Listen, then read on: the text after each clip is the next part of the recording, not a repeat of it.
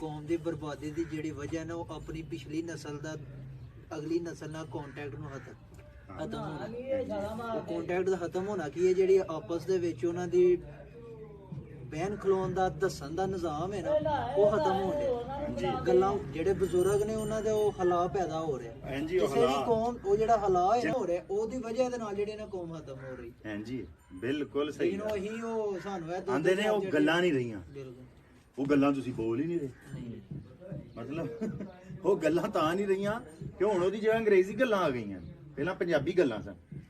ਪਹਿਲਾਂ ਕੀ ਗੱਲ ਸੀ, ਪੁੱਤਰ ਜਵਾਨ ਹੋ ਜਾਣ ਵਿਆਹ ਕਰ ਦਿਓ, ਅੱਲਾ ਦੇਗਾ ਰਿਜ਼ਕ। ਹੁਣ ਕੀ ਹੈ, ਪਹਿਲਾਂ ਸੈੱਟ ਹੋ ਜਾਣ, ਜਿੰਨੀ ਦੇਰ ਸੈੱਟ ਹੁੰਦੇ ਨੇ 4 ਕੁੜੀਆਂ ਸੈੱਟ ਕਰ ਲੈਂਦੇ, ਸੈੱਟ ਫੇਰ ਵੀ ਨਹੀਂ ਹੁੰਦੇ।